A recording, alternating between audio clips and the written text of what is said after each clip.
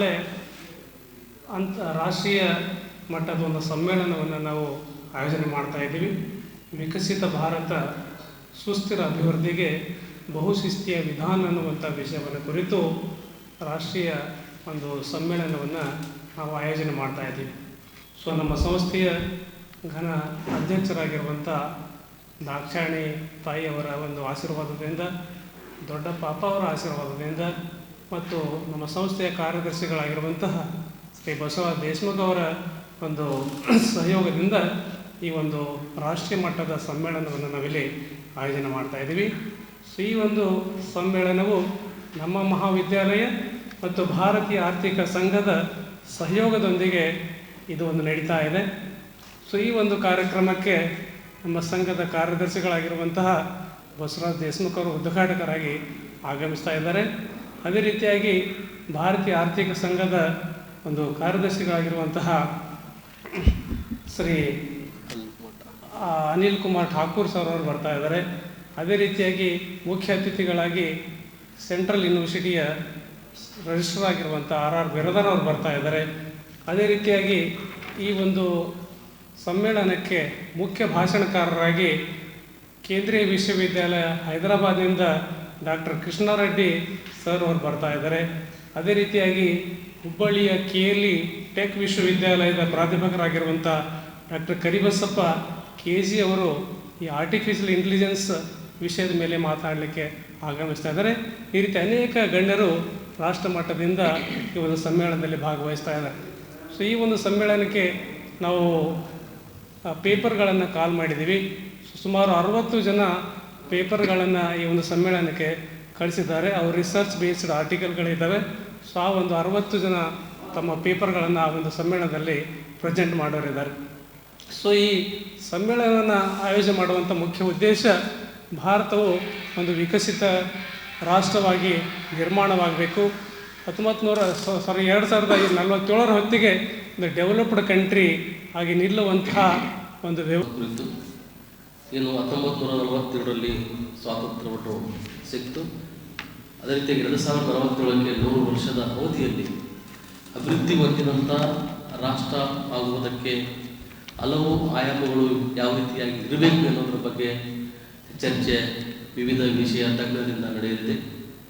ಜೊತೆಗೆ ಹಲವಾರು ವಿಷಯಗಳನ್ನು ಕುರಿತು ವಿಕಸಿತ ಭಾರತದ ಹಲವಾರು ಆಯಾಮಗಳನ್ನು ಕುರಿತು ಕೃಷಿ ಆಗಿರ್ಬೋದು, ಕೈಗಾರಿಕೆ ಆಗಿರ್ಬೋದು, ಸೇವಾ ವಲಯ ಆಗಿರ್ಬೋದು, ಆರ್ಟಿಫಿಷಿಯಲ್ ಇಂಟೆಲಿಜೆನ್ಸ್ ಆಗಿರ್ಬೋದು, ಪರಿಸರ ಸಮತೋಲನ ಆಗಿರ್ಬೋದು, ಸಸ್ಟೈನಬಲ್ ಡೆವಲಪ್ಮೆಂಟ್ ಆಗಿರ್ಬೋದು, ಇಂಥ ಅಭಿವೃದ್ಧಿಯ ಹಲವಾರು ಆಯಾಮಗಳನ್ನು ಕುರಿತು ತಜ್ಞರಿಂದ ವಿಷಯವನ್ನು ಮಂಡಿಸಲಿದ್ದಾರೆ. ಹಾಗಾಗಿ ಈ ಒಂದು ಸಮಕಾಲೀನ ಸಮಾಜದಲ್ಲಿ ಈ ಒಂದು ವಿಕಸಿತ ಭಾರತದ ಪರಿಕಲ್ಪನೆಯನ್ನು ವಿದ್ಯಾರ್ಥಿಗಳಿಗೆ, ಯುವಕರಿಗೆ, ವಿಶೇಷವಾಗಿ ಪಾಲಿಸಿ ಮೇಕರ್ಗೆ ಒಂದು ಜಾಗೃತಿಯನ್ನು ಮೂಡಿಸುವಂಥ ನಿಟ್ಟಿನಲ್ಲಿ ಇದೊಂದು ಸೂಕ್ತ ವೇದಿಕೆ. ಹಾಗಾಗಿ ಆ ನಿಟ್ಟಿನಲ್ಲಿ ಇಂಡಿಯನ್ ಎಕನಾಮಿಕ್ ಅಸೋಸಿಯೇಷನ್ ಮತ್ತು SB ಕಾಮರ್ಸ್ ಕಾಲೇಜಿನ ಸಹಯೋಗದಲ್ಲಿ ನಾಳೆ ಈ ಒಂದು ಕಾರ್ಯಕ್ರಮ ನಡೆಯಲಿದೆ. ಮತ್ತು ವಿದ್ಯಾರ್ಥಿಗಳು, ಸಾವಿರಾರು ವಿದ್ಯಾರ್ಥಿಗಳು ಮತ್ತು ಹಲವಾರು ವಿಷಯ ತಜ್ಞರು ವಿಷಯವನ್ನು ಮಂಡನೆ ಮಾಡಲಿದ್ದಾರೆ. 2 ಗೋಷ್ಠಿಗಳು ಮುಖ್ಯವಾಗಿ ನಡೆಯಲಿವೆ. ಒಂದು ಪರಿಸರದ ಬಗ್ಗೆ, ಪರಿಸರದ ಒಂದು ಮಹತ್ವವನ್ನು ಕುರಿತು, ಯಾವ ರೀತಿ ಅಭಿವೃದ್ಧಿಯಲ್ಲಿ ಪರಿಸರ ವಹಿಸುವ ಪಾತ್ರದ ಕುರಿತು, ಅದರ ಜೊತೆಗೆ ಇತ್ತೀಚೆಗೆ ಬಹಳ ವ್ಯಾಪಕವಾಗಿ ಚರ್ಚೆಗೆ ಒಳಪಡುತ್ತಿರುವಂಥ ಸಂಗತಿ ಅಂತಂದರೆ ಆರ್ಟಿಫಿಷಿಯಲ್ ಇಂಟೆಲಿಜೆನ್ಸ್ ಬಗ್ಗೆ ಯಾವ ರೀತಿಯಾಗಿ ಅಭಿವೃದ್ಧಿಯ ಮತ್ತು ಪ್ರಕ್ರಿಯೆಯಲ್ಲಿ, ಉದ್ಯೋಗ ನಿರ್ಮಾಣದಲ್ಲಿ ಮತ್ತು ಅಭಿವೃದ್ಧಿಗಳನ್ನು ಭಾರತೀಯ ಆರ್ಥಿಕತೆಯು ಜಾಗತಿಕವಾಗಿ ವೇಗವಾಗಿ ಬೆಳೆಯುತ್ತಿರುವಂತಹ ಆರ್ಥಿಕತೆಯಾಗಿದ್ದು, ಮುಂದಿನ ದಶಕಗಳಲ್ಲಿ ಈ ಬೆಳವಣಿಗೆಯ ಪಥವನ್ನು ಕಾಯ್ದುಕೊಳ್ಳುವಂತಹ ನಿರೀಕ್ಷೆ ನಮ್ಮೆಲ್ಲರಲ್ಲಿ ಇದೆ. ಇದು 2027ರಲ್ಲಿ ಜಪಾನ್ ಮತ್ತು ಜರ್ಮನಿಯನ್ನು ಹಿಂದಿಕ್ಕುವ ಮೂಲಕ $5 ಟ್ರಿಲಿಯನ್ ಆರ್ಥಿಕತೆಯ ಗುರಿಯನ್ನು ಮತ್ತು 2035ರ ವೇಳೆಗೆ $10 ಟ್ರಿಲಿಯನ್ ಆರ್ಥಿಕತೆಯ ಗುರಿಯನ್ನು ತಲುಪುವ ಸಾಮರ್ಥ್ಯವನ್ನು ಹೊಂದಿರುವಂತಹ ಭಾರತ ನಮ್ಮದಾಗಿದೆ.